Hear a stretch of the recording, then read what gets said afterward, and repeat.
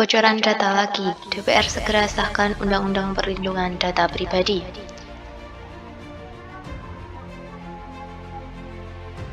Dikutip dari detik.com, lagi-lagi terjadi kebocoran data pribadi dan diiklankan di website Coach.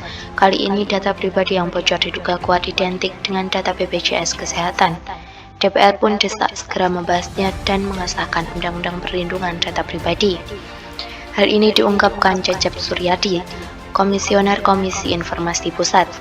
Dia mengapresiasi respons cepat yang dilakukan oleh pemerintah dengan memanggil BPJS Kesehatan untuk dilakukan investigasi.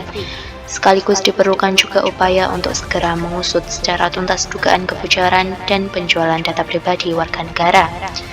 Data pribadi merupakan data yang wajib dilindungi kerahasiaannya. Oleh karena itu, siapapun baik badan publik maupun pihak swasta yang memiliki dan menyimpan data pribadi seseorang wajib melindungi kerahasiaannya, kata Cecep melalui keterangan tertulis. Disebutkannya, hal itu dijamin dalam Undang-Undang Nomor 14 Tahun 2008 tentang Keterbukaan Informasi Publik serta diatur dalam Undang-Undang Nomor 24 Tahun 2013 tentang perubahan atas Undang-Undang Nomor 23 Tahun 2006 tentang Administrasi Kependudukan. Di era perkembangan teknologi yang semakin maju, dapat dikatakan saat ini memang terjadi darurat perlindungan data pribadi. Hal ini dikarenakan jaminan hukum atas perlindungan data pribadi masih sangat lemah. Selain itu, upaya serius dari DPR dan pemerintah dalam membahas dan mengesahkan rancangan undang-undang tentang perlindungan data pribadi masih belum selesai. Kejadian demi kejadian mengenai kebocoran data pribadi warga negara menjadi perhatian serius untuk mempercepat pembahasan dan mengesahkan RUU Perlindungan Data Pribadi.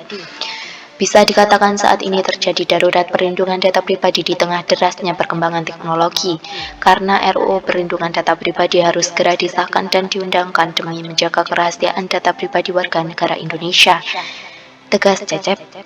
Ditambahkannya, perlindungan data pribadi warga negara Indonesia merupakan hal dasar yang harus diperhatikan karena percepatan pengesahan RUU Perlindungan Data Pribadi dapat menjadi solusi untuk dapat mengelola secara baik data pribadi warga negara di Indonesia, serta dapat menjerat pihak-pihak yang membocorkan maupun memperjualbelikan data pribadi. Saya kira solusi untuk kebocoran data pribadi ini adalah dengan segera mengesahkan RUU Perlindungan Data Pribadi agar masyarakat dapat memperoleh jaminan hukum yang jelas, tutupnya.